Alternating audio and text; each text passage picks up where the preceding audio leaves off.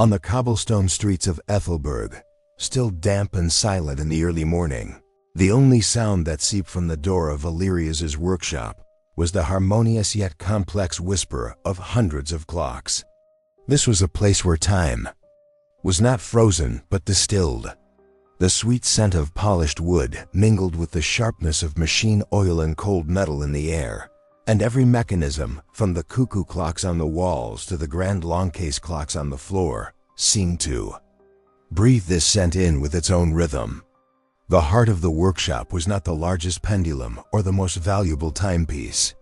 It was the young man Cale himself, sitting at his workbench, a loop fixed to one eye, holding his breath as he tried to set a brass gear into place. Cale's fingers moved like a surgeon's scalpel or a pianist's touch on the keys. The piece at the end of his tweezers, smaller than an ant's eye, was the most important detail in the universe to him. The noise of the outside world, the guild squabbles, the bustle of the marketplace, could not penetrate the dusty windows of this workshop. His world consisted of the tension of mainsprings, the oscillation of the balance spring, and the satisfying, rhythmic ticking of the escapement fork. While the other apprentices assembled mechanisms from memory, Cale understood them. He could feel why each gear was there, what tiny friction caused a second's delay.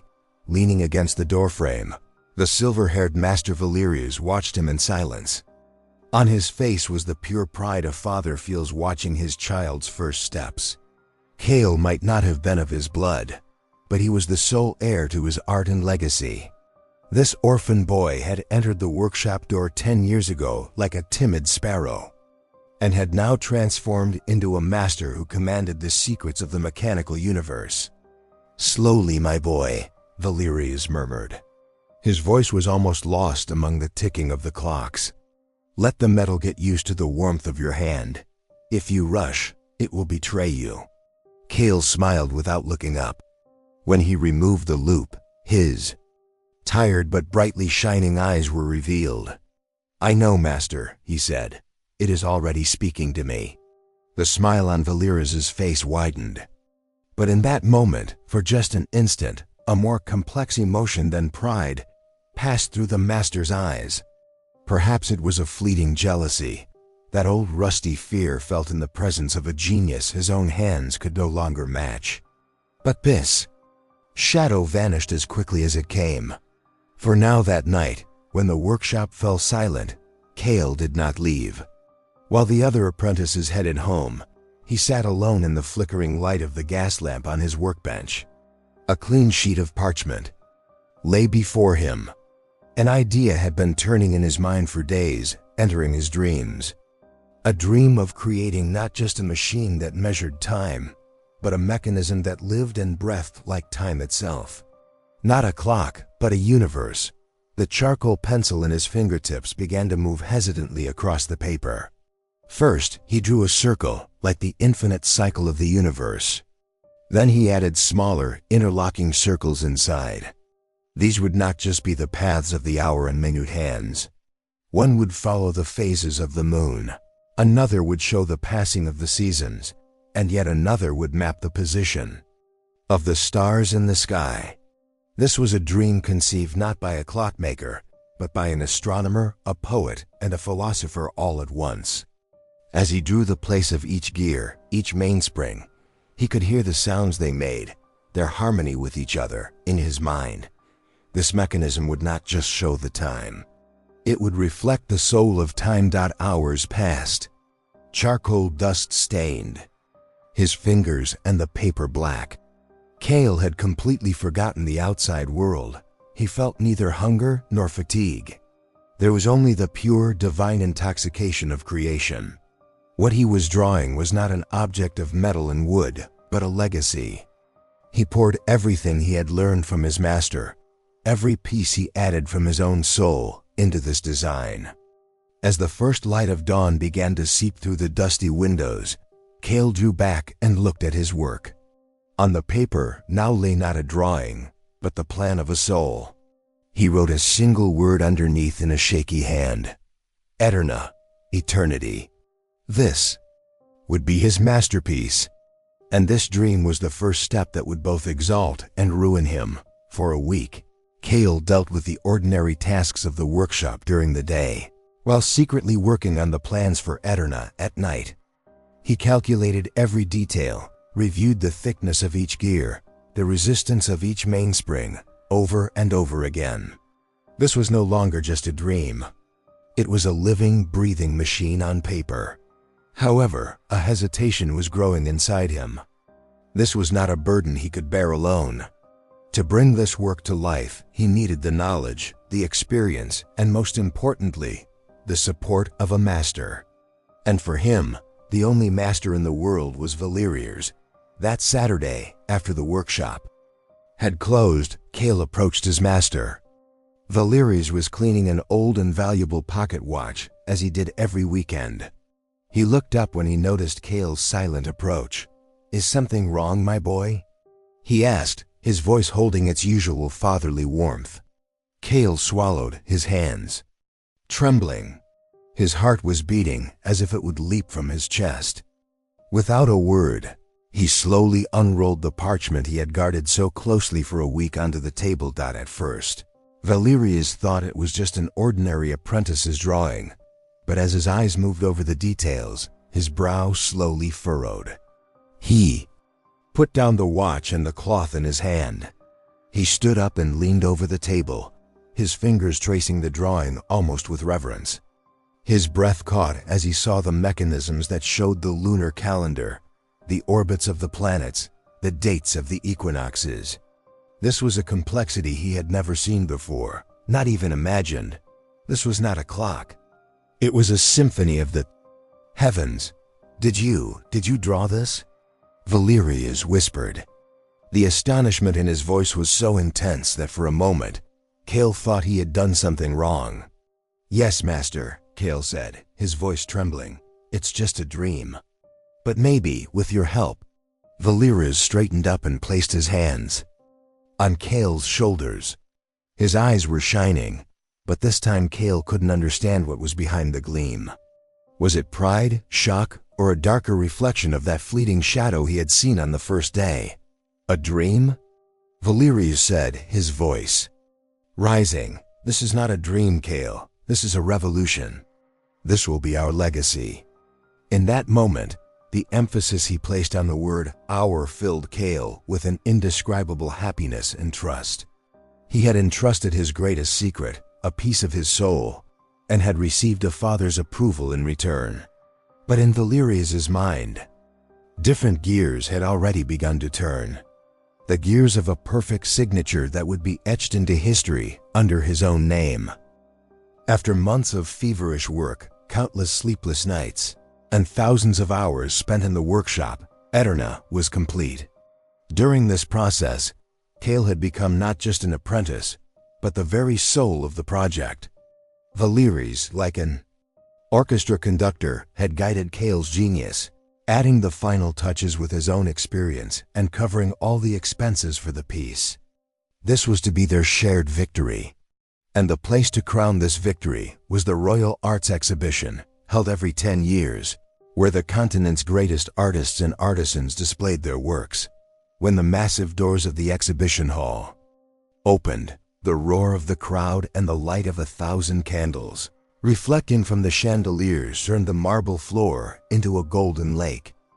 Dukes, baronesses, wealthy merchants, and masters of rival guilds strolled among the velvet-draped stands, commenting on each piece in whispers. Cale had never been in such a lavish setting in his life. He was nervous, his hands were sweating, but his heart was pounding with pride. Aeterna, standing under a black velvet cloth, was placed on the largest stand right in the center of the hall. This was a testament to Valerius' prestige in the guild. "Calm down, my boy," Valerius said, patting Cale's shoulder. He had his usual calm and wise expression, but deep in his eyes, a fire burned that Cale had never seen before. "Tonight, Aethelburg will speak our name." Cale clung to the emphasis the master placed on the word, "our." That word was like a balm that made him forget all his fatigue. In that moment, he believed with all his heart that Valerius was not just a master, but a comrade with whom he shared his destiny. When the president of the Royal Arts Guild rang, the bell in his hand, all the noise in the hall ceased. All eyes turned to the central stand. The time had come. Valerius gave Cale a nod to be ready. Cale felt his heart straining against his ribcage. This was the moment when not just a clock, but a dream, a lifetime, and most importantly, an unshakable trust would be revealed. Valerius walked slowly towards the stand, his hand reaching for the edge of the velvet cloth. Everyone in the hall held their breath. With a single fluid motion, Valerius pulled off the velvet cover. As the piece beneath it caught and reflected the light of 1,000 candles, a gasp of admiration rose from the crowd. Aeterna seemed alive. With its polished mahogany case, its silver and gold indicators, and the hundreds of gears dancing in perfect harmony visible beneath the sapphire glass. It was not just a clock, but a work of art. People were drawn to this mechanical marvel, the likes of which they had never seen before. The guild president turned to Valerius, his eyes wide with admiration. "Master Valerius," he said in a booming voice, "this is incredible. Tell us about your masterpiece." Valerius turned to the crowd and gave a slight bow. Cale stood a few steps back, waiting for the moment his master would call him to his side. He waited readily with a proud smile on his face, but Valerius didn't even look at him. "This piece," Valerius began, his voice echoing through the hall, "is the product of a years-long dream, my dream. For nights on end, I contemplated how I could fit the movement of the stars into a single mechanism. My hands crafted each of these complex gears one by one." The smile on Cale's face froze. The word "my" was like a dagger of ice piercing his heart. It had to be a misunderstanding. Perhaps the master had misspoken in his excitement. He will correct himself now, he thought. But Valerius continued. He described every detail of the clock as if he had made it all by himself. He presented the lunar calendar, the planetary cycles, every idea Cale had put on paper during sleepless nights as a product of his own genius. When the applause rose, it became a roar in Cale's ears.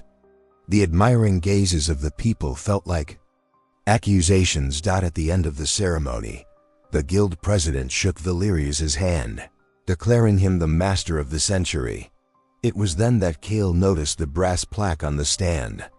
A single name was engraved on it, Master Valerius. The word "we" had never existed. He was just a shadow, the hand of a ghost. His eyes found Valerius. The master, while accepting the congratulations of the crowd, glanced at him for a moment. There was no regret or shame in his eyes, only the cold, ruthless glint of victory. Cale's world, under those bright chandeliers, had silently and completely collapsed. The applause and congratulations of the crowd turned into a meaningless noise in Cale's ears. His legs were trembling, the world felt like it was slipping from under his feet. When the first wave of shock passed, it was replaced by a burning rage that spread through his veins. This could not be happening. He could not allow it. His life, his dreams, every part of his soul was inside that clock, and he could not stand by like a stranger in the crowd and watch it be stolen. He pushed his way through the people and advanced towards the stand. His eyes saw only Valerius. When he reached the side of his master, "Know that man," his voice came out shaky but determined. "Master, what have you done?" Valerius finished his conversation with a nearby duke and slowly turned to him. There was not the slightest hint of emotion on his face. It was as if he were speaking to any other apprentice in the workshop. "I don't understand what you're talking about, Cale," he said in a cold voice. Cale's voice rose, and a few people nearby turned to them. "Aeterna, it was our work, it was my dream. How could you do this?" he cried out. His disbelieving eyes searched the face of the man he once considered a father for any sign of remorse. The calm expression on Valerius' face instantly hardened. His eyes were like ice. He took a step closer to Cale and whispered in a voice no one else could hear. "Your dream? You were just an apprentice. You worked in my workshop, with my tools, with my money.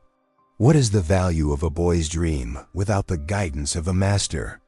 Then he raised his voice and turned to the crowd. "This poor boy, I think the lights of fame have gone to his head," he said with a pitying tone. "An ungrateful apprentice trying to claim credit for my work." These words broke Cale's last resistance. He lost control and grabbed Valerius by the collar. "Liar!" he shouted. But this move was his undoing. At a signal from Valerius, 2 security guards immediately grabbed Cale's arms. Cale struggled, trying to shout the truth, but his voice was lost among the murmurs of the nobles who had gathered around Valerius to console him. They dragged him unceremoniously out of the exhibition hall. The cold night air hit his face like a slap. As he was thrown onto the cobblestone street, into the mud, he could hear the sounds of applause from inside. He had lost everything. His art, his reputation, his future, and worst of all, his faith in the man for whom he would have once died. That night, Cale was exiled not just from his workshop, but from his entire life on the streets of Aethelburg. In his heart, there was only the deep, dark void left by betrayal. The bright lights of Aethelburg and the echoing lies of Valerius were far behind him. For Cale, time was no longer measured by the rhythmic dance of delicate gears, but by the heavy flow of coal smoke seeping from the sooty chimneys of the port city of Meriden. The 15 years that had passed had deepened the lines on a young apprentice's hopeful face, slumped his shoulders, and taken the spark from his eyes, leaving a cold, distant emptiness in its place. He was no longer Cale. No one called him by his name. He was a silent mechanic, his hands covered in calluses and machine oil, who repaired the gears of the massive steam engines in the foundries. This rough work he did to survive was a world away from the art to which he had once dedicated his soul. The fingers that had once skillfully placed microscopic screws now tightened rusty nuts with giant wrenches. It was a punishment he had given himself. He could not bear to hear the delicate, honest ticking of clocks. Every tick reminded him of the betrayal, his stolen dream, and being thrown onto the cobblestones that night. That was why he had chosen noise, the ear-splitting sound of hammers striking iron, the hiss of steam, and the painful screech of machinery. These sounds were like a lullaby that silenced the storm inside him. He spoke very little and befriended no one. He would finish his work, take the few coins he earned, and retreat to his attic room in a cheap inn on the waterfront. At night, in this small room illuminated by the moonlight reflecting off the sea, he would return to his true art, unseen by anyone, but no longer to create beauty. With metal scraps he collected from the junkyard, he made miniature, flawed mechanisms. He would intentionally bend a gear, over-tighten a spring, or fit another more loosely than it should be. These were not small monuments of hate designed to measure time correctly, but to break down, to stop, and to betray time, each piece etched. Valerius's face, his false smile, and his cold, triumphant gaze into his mind.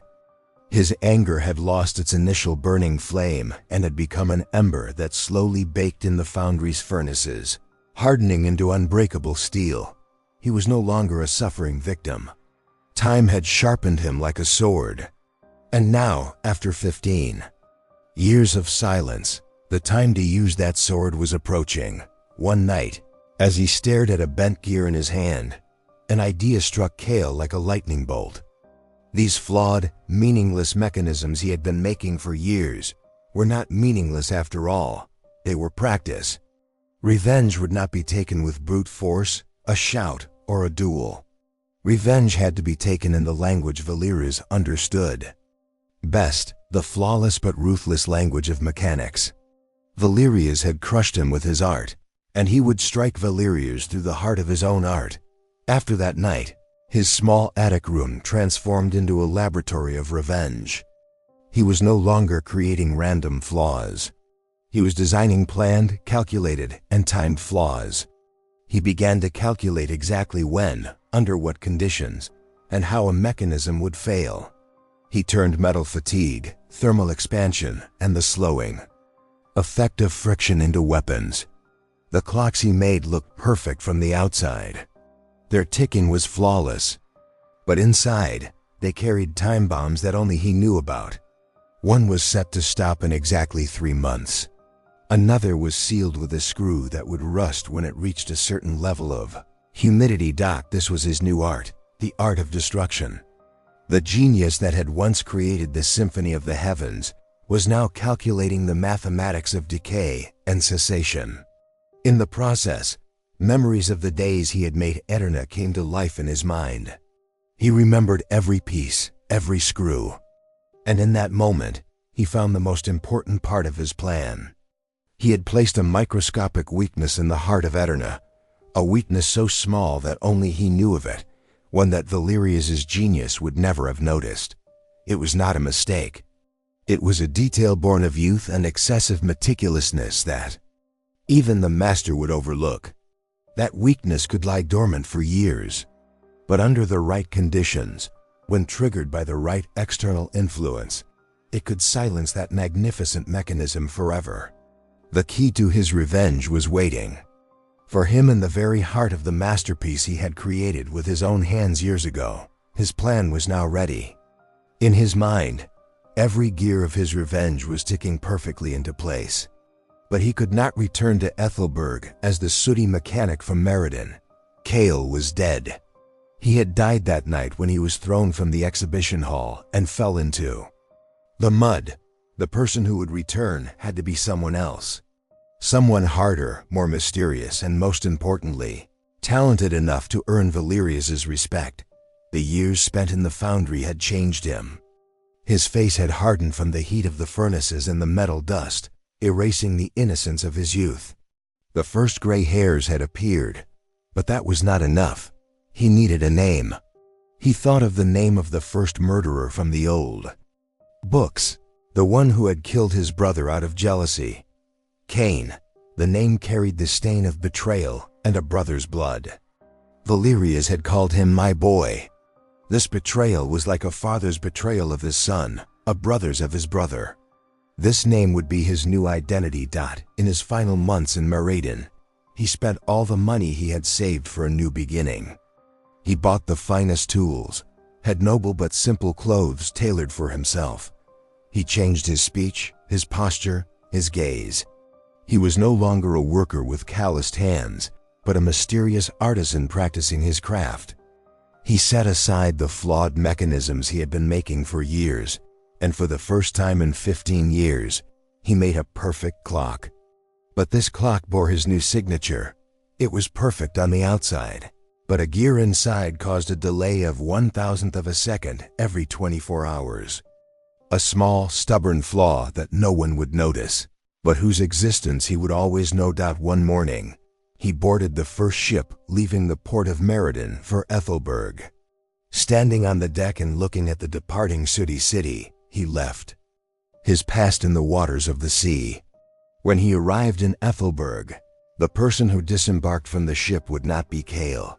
He was Master Cain, and he was returning not to reclaim his stolen life, but to stop the world of the man who had stolen it.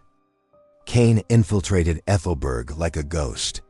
This man, whom no one knew, whose origins were a mystery, rented a small, long vacant shop on Silver Vein Street, where the city's wealthy merchants and nobles lived, just a few doors down from Valerius's ostentatious workshop. There was no crest or ornate script on his sign, just a single word carved into polished black oak: Cain. The interior of the shop was as stark as its exterior. The walls were not lined with hundreds of clocks like in Valerius's workshop. On a single counter draped in black velvet, he displayed just one piece, a new one each week. This was something unheard of in Aethelburg. While other masters competed to fill their display windows, Cain's minimalist and confident approach was enough to draw curious gazes. His first customers were a few wealthy merchants, curious about what this strange man was selling. But when they saw the first clock Cain had made, their curiosity gave way to admiration. His works were the complete opposite of Valerius's flamboyant and ornate style. They were simple, elegant, yet mechanically flawless. Every gear, every screw seemed to be in the only place it could possibly be. But there was a strange, unsettling quality to Cain's clocks. The customers couldn't quite name it. Perhaps it was the almost imperceptible melancholy in the ticking of the clocks, or the cold demeanor of the numerals on the dials, as if they were displeased with the passage of time. Cain created beauty, but it was not a joyful beauty. It was a cold and distant art, distilled from pain and loss. Aethelburg's elite society loved gossip as much as art. Soon, whispers about this mysterious new master on Silver Vein Street began to spread. His works are not as complex as Valerius's, but they are more honest, a duke would say. It is as if he understands the soul of the metal, a baroness would add. Cain spoke to no one more than necessary, took no commissions, and only made what he wanted when he wanted. This unapproachable demeanor made him all the more alluring. These whispers inevitably reached the ears of Master Valerius. At first, he paid them no mind. He had been without rival for years. His position as the creator of Aeterna was unshakable. But one day, when one of his most loyal clients, Duke Alaric, came to his workshop wearing a watch made by Cain, Valerius felt a genuine curiosity for the first time. He asked for permission to examine the watch. The piece he held in his hand was flawless. There were no mistakes, no signs of amateurism. But Valerius, with his years of experience, could see beneath the surface. There was something familiar in this style, in this mechanical understanding. Just like the first dream an apprentice had put to paper years ago. He quickly dismissed the thought from his mind. That boy must have died or be living a miserable life somewhere. This was impossible. Still, a small seed of doubt had been planted. Valerius's daughter, Helena, unlike her father, could not resist the strange pull she felt when passing Cain's shop. Now a young woman, Helena had grown up in her father's shadow, raised in the world of clocks. She understood art, and in Cain's works, she saw a piece of the soul of Aeterna, the symbol of her father's triumph. That simplicity, that mechanical elegance, was a unique signature her father had never been able to capture in any of his subsequent works. One afternoon, she gathered her courage and entered the shop. Cain was at his workbench, a loop fixed to his eye. When he looked up, Helena paused for a moment. She thought she saw the shadow of a familiar pain in the man's eyes. But this feeling was instantly dispelled by his cold and distant gaze. "How can I help you?" Cain asked. His voice was as smooth as polished metal, but just as devoid of emotion. Helena examined the pocket watch on display that week. "Who was your father, Master Cain?" she asked suddenly. It was the first question that came to her mind. "Under which master did you train?" The expression on Cain's face did not change. He removed the loop and fixed his eyes directly on Helena's. "I had no master," he said. "Time itself taught me everything. And it is a rather cruel teacher." This mysterious answer only deepened Helena's suspicions. This man held a secret from her father's past, and Helena was determined to find out what it was. The city of Aethelburg was preparing to celebrate the 20th anniversary of Master Valerius's masterpiece, Aeterna. The streets were adorned with gilt banners and silk ribbons, and whispers of the approaching grand ceremony filled every corner of the city. But for Valerius, this celebration was much more than a simple anniversary. It was a show of force he desperately needed to re-cement his wavering reputation. For the past few years, the cold and mysterious light emanating from the other end of Silver Vein Street had been robbing Valerius of his sleep. Cain. Ever since that name began to circulate as a whisper of praise in the city's noble halls, Valerius's own workshop had felt like a prison. He had not produced a single work on the level of Aeterna for years. His creativity was like a dry riverbed, and each of Cain's new works was a bitter slap in the face, highlighting this drought. For this reason, the celebration had to be perfect. Tonight, before everyone's eyes, he would overshadow that nameless artisan with the overwhelming genius of Aeterna and remind everyone who the true master was. As part of this plan filled with ambition and fear, Valerius personally sealed one of the most lavish invitations. It bore Cain's name. It was a checkmate move in a game of chess. By inviting him, he would display both his courage and his superiority. If he didn't come, he would be accused of cowardice, and if he did, he would be condemned to be a spectator of his own triumph. When that gold-leafed invitation was brought by a messenger and slipped under the polished oak door into the silence of Cain's shop, Cain was working at his bench. He heard the sound of the card falling to the floor but did not move for a while. He had been waiting for this moment for 20 years. Every day, every hour, every minute. When he bent down and picked up the invitation, his fingers traced over Valerius's arrogant seal.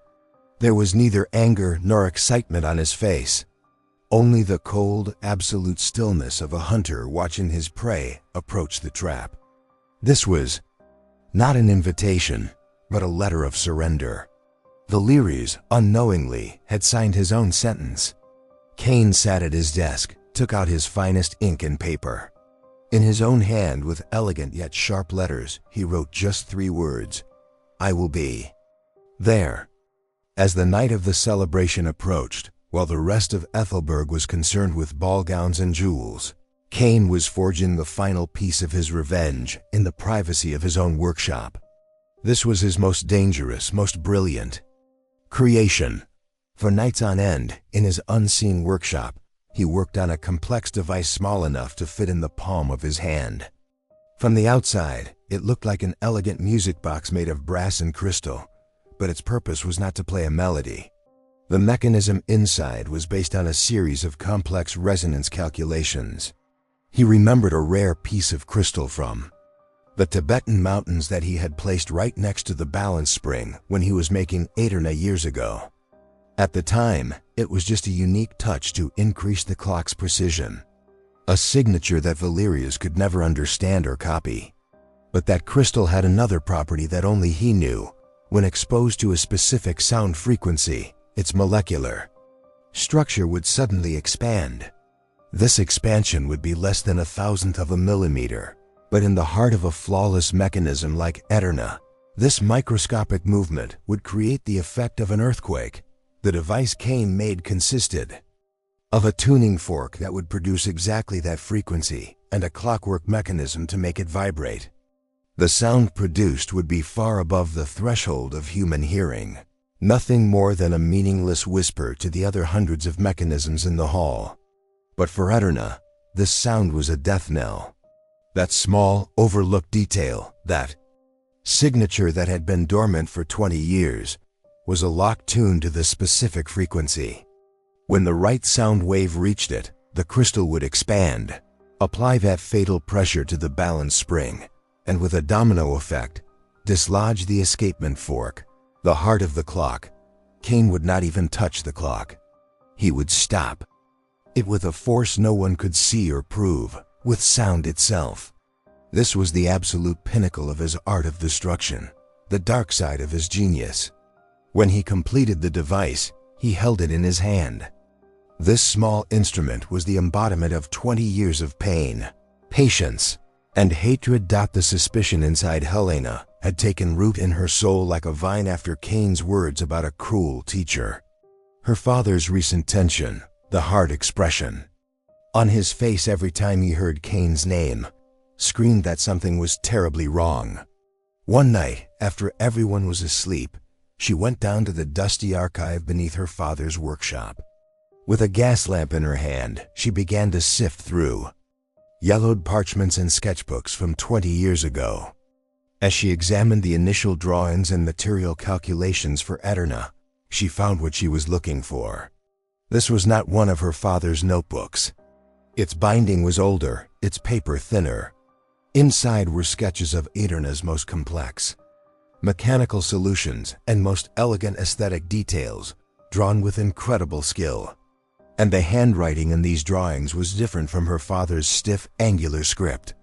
It was more fluid, more passionate, with letters that seemed to dance. As she flipped through the pages, she saw a signature, its ink almost faded under some of the notes. A simple K. Then, on one page, right next to the drawing of that Tibetan crystal, there was a name, Kale. That evening at dinner, as Helena sat at the table with trembling hands, her heart was pounding. "Father," she said, her voice barely a whisper, "did you ever have an apprentice named Kale?" The silver fork in Valerius's hand fell onto the porcelain plate with a piercing clang. His face had turned white, as if he had seen a ghost. For the first time in years, the pure rage and primal fear behind his perfect composure were revealed. "I never want to hear that name in this house again," he roared.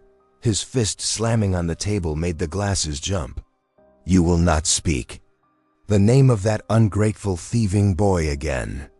This violent, disproportionate reaction was a chilling confession for Helena.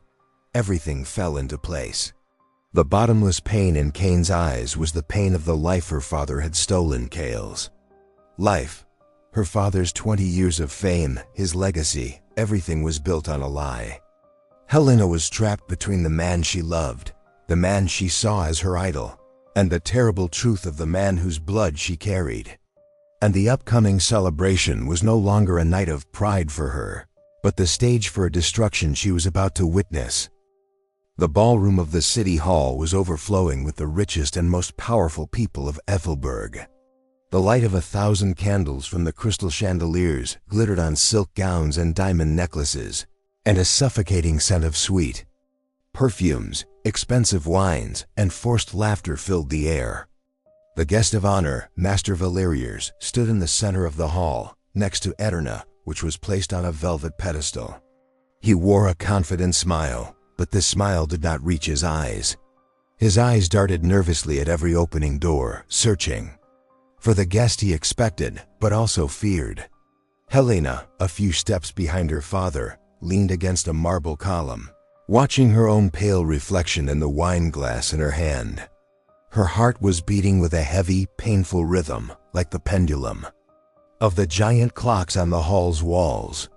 The weight of knowing the truth had settled on her shoulders, and the false splendor around her felt like a funeral dot. Just a few minutes before midnight, the massive oak doors of the hall creaked open. All heads turned in that direction. It was Cain who entered. He wore no ornament, no extravagance, just a perfectly tailored, dark jacket. But the moment he stepped into the hall, all the noise ceased for an instant. His presence was like a void that absorbed all the light and sound in the room. His gaze was not on the curious nobles around him or the splendor of the hall. His eyes were locked on a single point at the other end of the hall. Master Valerius. Cain advanced slowly and steadily through the crowd. People parted before him as if pushed by an invisible force, opening a path for him. Each of his steps was like the tick-tock of a clock, counting down the final moments of a 20-year wait. When he stood before Valerius, only a few meters separated them. Valerius looked at his rival with a condescending gaze. "So you have come, Master Cain," he said, trying to hide the mockery in his voice. "What a great honor that you should grace my masterpiece." Cain did not answer, he just looked.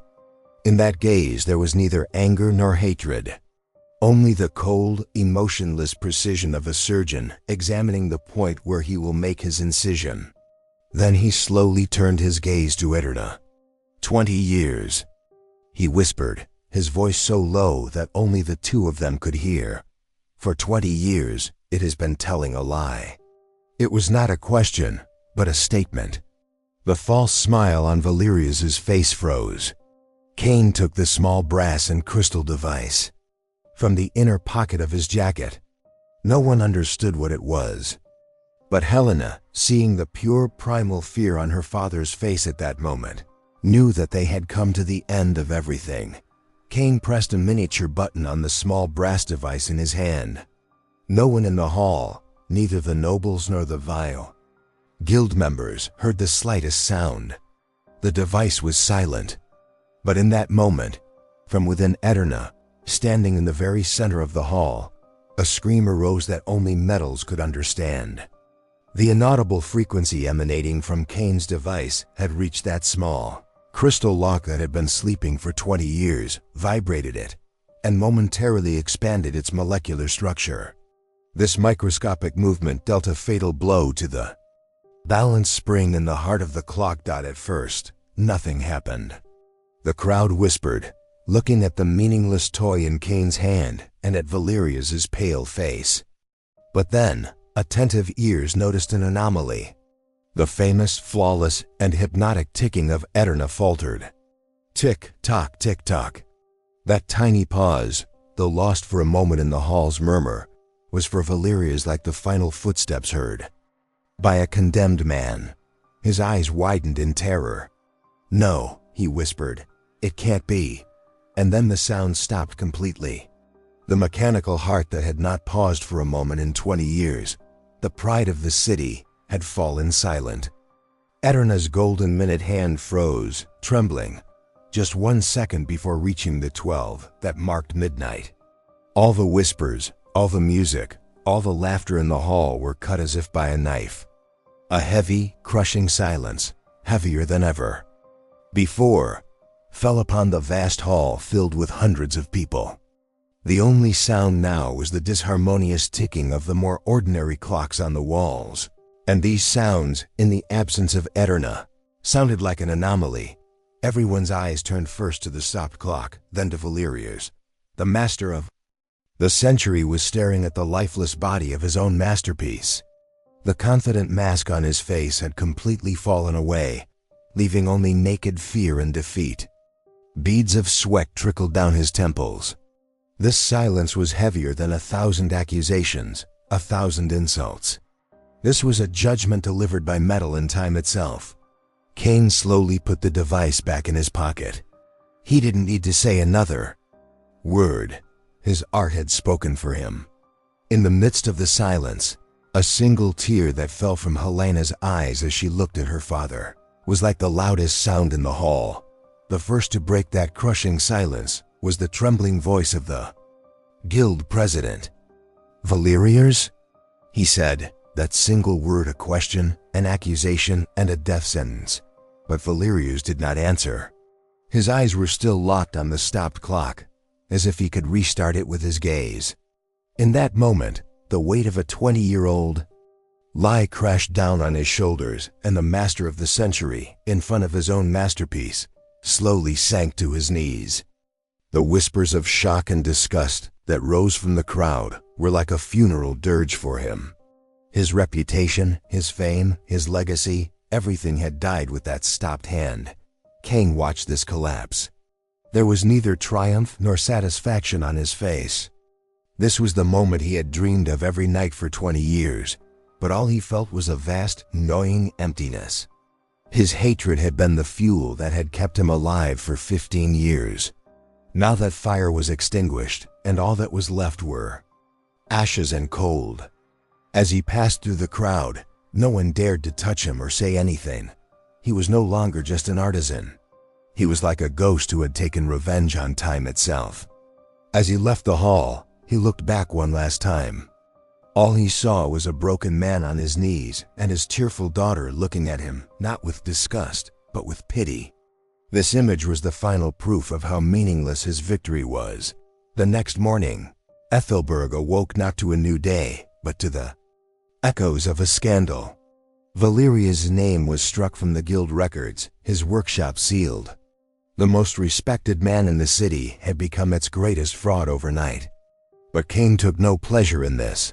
He returned to his own shop on Silver Vane Street. The inside was silent and cold.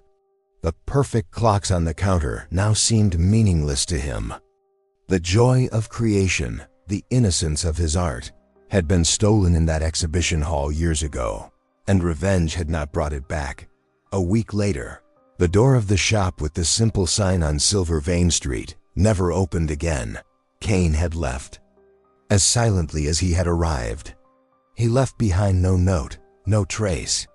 Some said he had gone to another city, others that he had vanished after achieving his goal. Years later, it was Helena who opened the door of Illyrius's sealed workshop. Everything inside was covered in dust.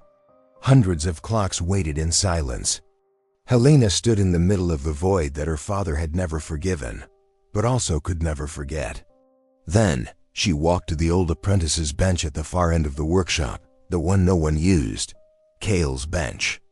On it under the dust was a single object, an unfinished miniature mechanism.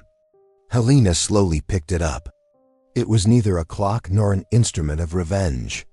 It was just the unfinished, innocent work of a boy who once had a dream. And in that empty workshop, among the hundreds of stopped clocks, Helena understood that there were no winners in betrayal and revenge. All that was left were broken pieces and the weight of silence.